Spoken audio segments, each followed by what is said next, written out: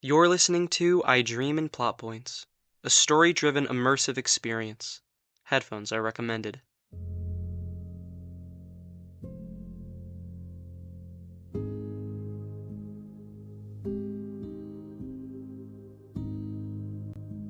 Welcome to the fantastical realism that is the reluctant vampire.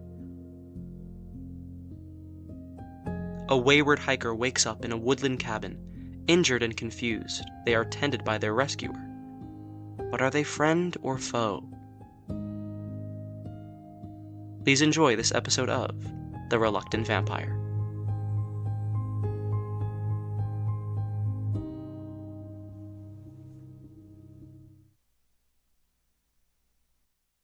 There was a ringing in her ears, and her blurred vision was filled with the sight of an assortment of yellow and white daisies.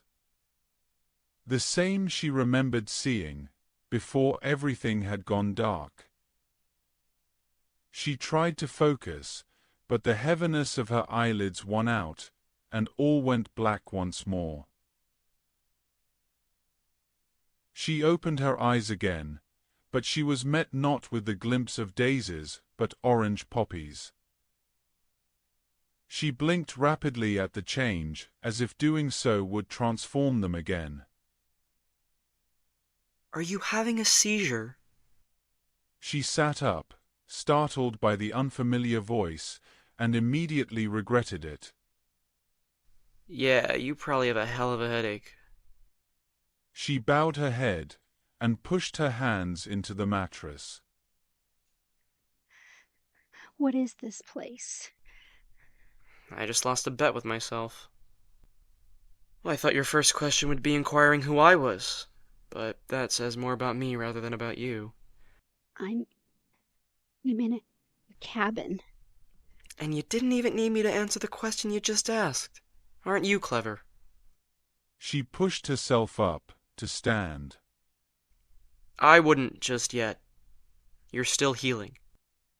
She wobbled and sat down on the edge of the bed. Stay away from me. I haven't moved from my corner, and I don't intend to. What would I still be healing from? Why did you say that? Why am I healing? I think I preferred your company while you were asleep. More snoring, but less accusations. I don't snore. Such a combative tone. I feel sick. It's understandable. You haven't been fed yet. Are you the one that put those flowers there? Of course. Why?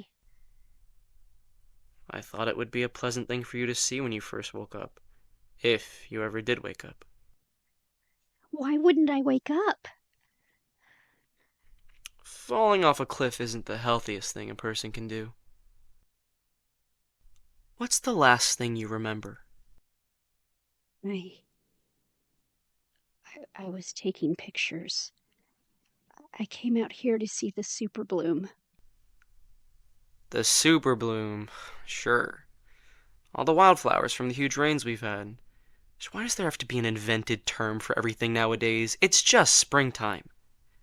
And you thought it was a good idea to wander around alone? Has the story of Little Red Riding Hood taught us nothing? I don't wear red or a cape, and I wasn't wandering. I was walking with purpose. Still not smart to be out here solo. I hadn't planned on going alone, but things happened, and I still wanted to try out my new camera. My camera? Where's my camera? That's your big concern? Is it broken? I don't know, but it's right here. He motioned to the padded camera bag that sat on the desk table. I just got it. I haven't even used all of the lenses yet. Well, seeing as your camera was secure and stowed, how was it you were taking photos? Do not tell me you walked off a cliff because you were taking photos on your phone. I was just doing a quick selfie before I headed back. Such a waste. So what? You found me at the bottom of a cliff? Why wouldn't you take me to a hospital? Honestly, I'm regretting my actions more and more by the moment. My leg itches.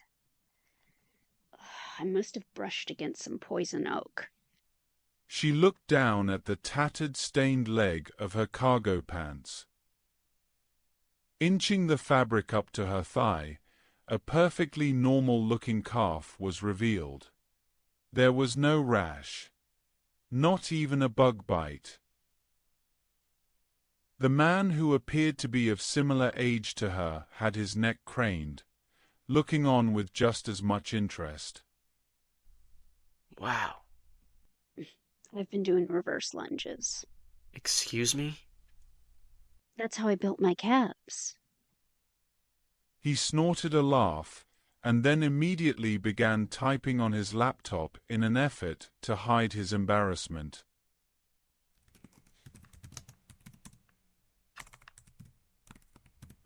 She smoothed the pant leg down. What are you typing? Work stuff. You get Wi-Fi out here? No. You should go back to sleep. What, so you can ogle my calves again?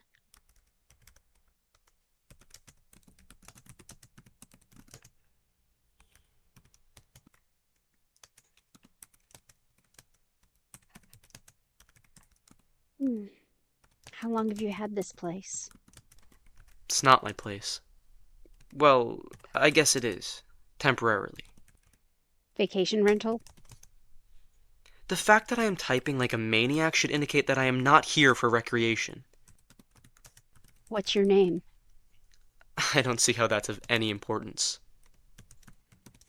Don't you want to know my name? Jack. He paused, turning to look at her. Jack? Really, it's Jacqueline. I go by Jack, but my true friends call me Lena.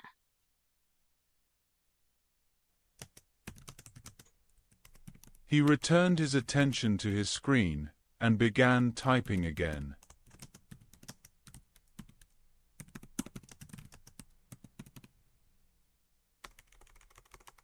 My name is Jack.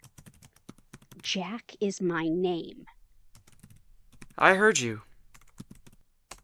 Say it. I already did. I'm Jack, and I'm real. Utterly confused by her declaration, he stared at her in bewilderment. I'm not going to allow you to disassociate me. Am I supposed to know what that means? Because I don't. If you're going to imprison me and use my skin to make a coat, I'm gonna guilt the hell out of you first. So you repeating your name over and over is some sort of Jedi mind trick? I saw it on TikTok. It also showed me how to use my elbow to break a dude's nose.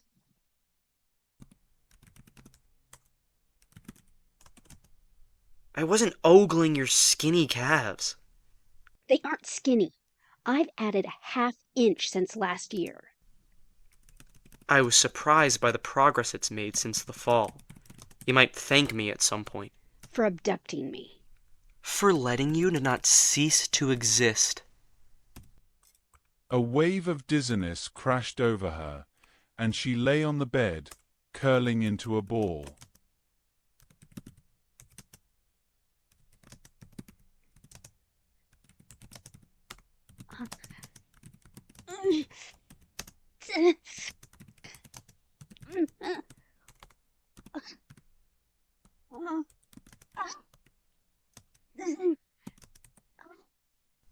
All right, enough whining. I can't stand it. He stood, rolling up his shirt sleeve as he approached her. I said stay away from me. Do you want to feel better or don't you? My throat is on fire. He held a clenched hand out to her, offering his arm. You need to replenish. She looked up at him in a mixture of agony and confusion. He opened and closed his fingers, raising the veins near his wrist.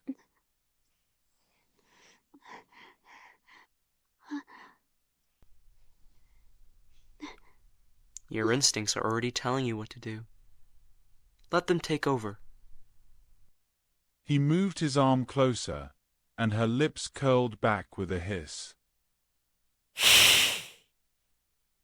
She gripped his hand and arm, sinking her teeth into the underside of his wrist. Bite, but don't gnaw on me. Her mouth filled with warmth, and her eyes rolled back. Careful. Slow down. All right. That's enough for now. Ah! Ah! This was definitely a mistake. See? You've had too much. Let go. He slapped his own arm, and her jaw unlocked, startled by the sound. So loud. Why is it so loud? My ears. So loud.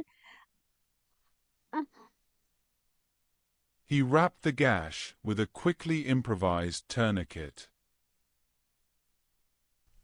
I had to get you to stop somehow. As it is, you'll have a hangover. She rolled onto her back, writhing in discomfort. And don't do what your stomach is telling you to do.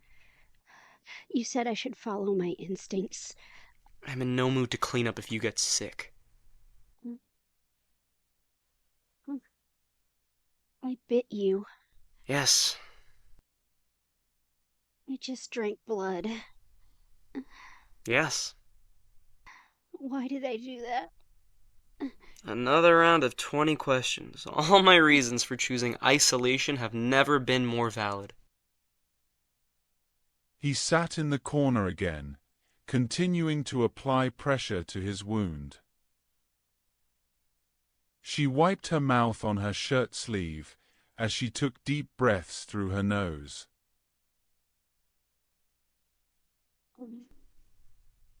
Don't do that. I'm trying to calm down so I don't puke. Your senses are heightening, so I wouldn't suggest inhaling even more of the scent of blood.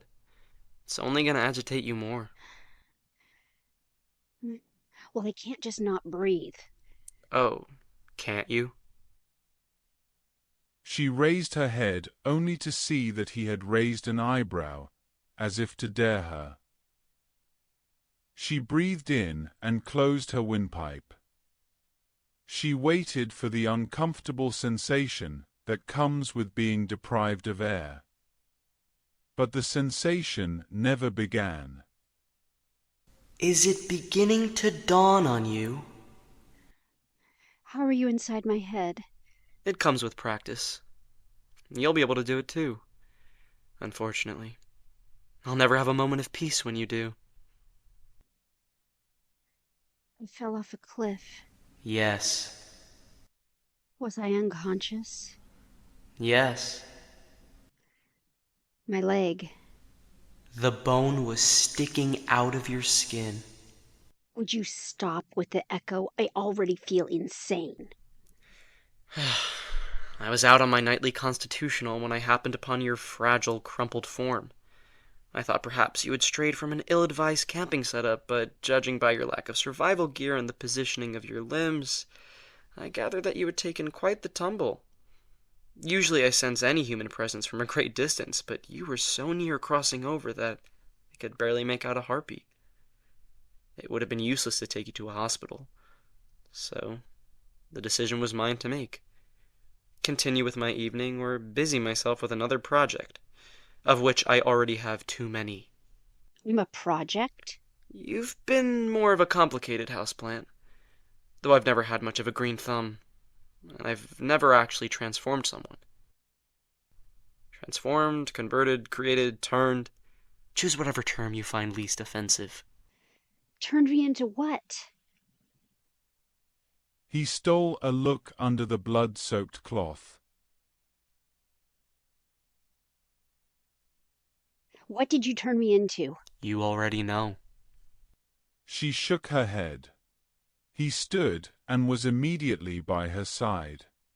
She covered her mouth at the sound of another involuntary hiss. Run your tongue across your teeth, carefully. She slowly and cautiously glided the tip of her tongue, then froze. All the while, he did not take his eyes off hers. I was dying, and you made me into a vampire? Yes. You drank my blood. His shoulders jolted and his posture stiffened, his jaw clenched. I may have bitten you, but I did not drink from you. Well, I'm so sorry that I disgust you. You have a very annoying habit of taking everything personally. Was it because I had shawarma for lunch? It was very heavy on the garlic sauce. You're ridiculous. It had nothing to do with what you may or may not have eaten. Being a vampire doesn't mean I can't still have principles. He muttered a curse word and walked to the kitchen. He fumbled for something in the refrigerator.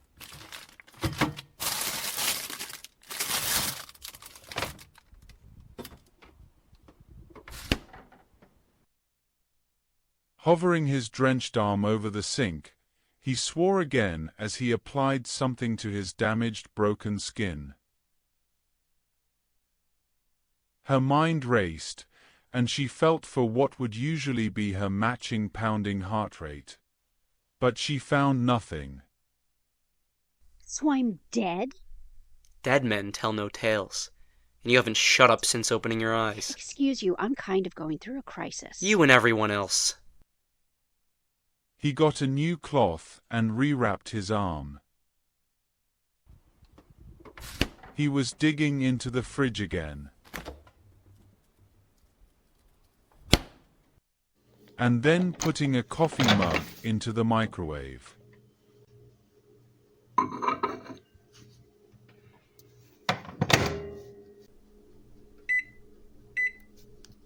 I know. The beeps are annoying.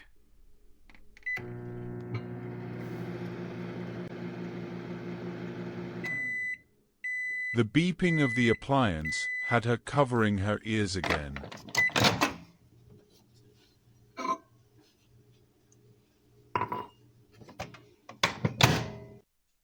He retrieved the mug and sat down in his corner chair, exhaling in a way that expressed exhaustion before taking a slow sip.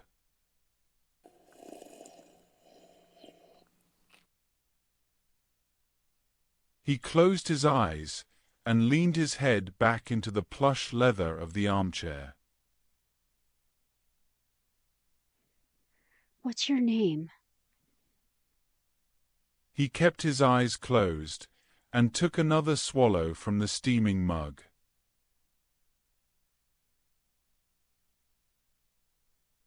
I told you my name. He drank again, then laid his arm to rest on the cushion of the chair. What will I call you then? You won't be around long enough for that to be necessary. I don't understand. There's a lot you don't understand.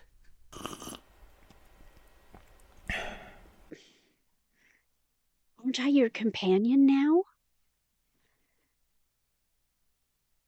He looked at her in what can only be described as horror. Oh, okay, I see. So not only do I taste terrible, I'm also hideous. How many therapists are currently monitoring you? Once you wrap your head around your new circumstances and are able to cope, you need to be on your way. On my way where exactly? That's not my concern. Yes, it is. You did this to me. By this you mean I did you a favor? He winced and gripped his bandage. Come on, Venom, do your thing. What did you put on there? The same thing I put on your leg wound. Venom for my fangs. She felt along her calf and now noticed a slight pattern of extra smoothness. She inspected more closely, but could not see what had the feeling of a scar. I applied the venom topically, like a salve. But in order for you to survive the quick jog to the cabin, I had to give you a nibble. She felt her throat. Not there. I didn't trust myself not to sever something. He patted his own bicep. She flexed her arms and felt an itching of oddly tight skin. She saw 2 slight puncture marks nearly healed over. I'm glad I haven't been skipping arm day. Where do you have your marks? What do you care? He closed his eyes again. She examined her arm, flexing and unflexing. She then became distracted by the sounds around her. The wind rustling in a nearby tree. The flames flickering in the fireplace. An incredibly loud cricket. That cricket has been driving me up the wall. I haven't been able to track him down. He moves every time I try to look, and he's hiding from me on purpose now. He's just doing what he was meant to do. You can't be mad at him. He opened his eyes and cracked his knuckles. All right. Coffee break's over now. He moved the large chair forward and began typing again. She recoiled at the rapid clicking and constant chirping.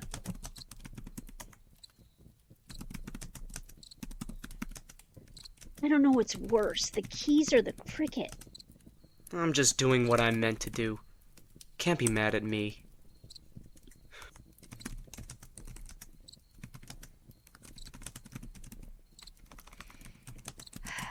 If you won't tell me your name, I'll just have to come up with one.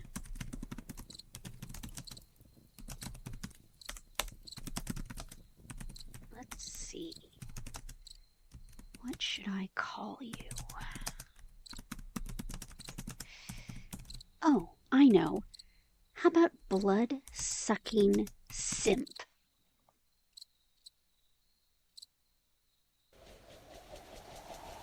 A rush of wind, like the force of a hurricane, surrounded her. Pushing her long hair out of her face, she realized that she was outside under the moonlight. She turned in a circle, looking for the young man and the cabin. But both were gone.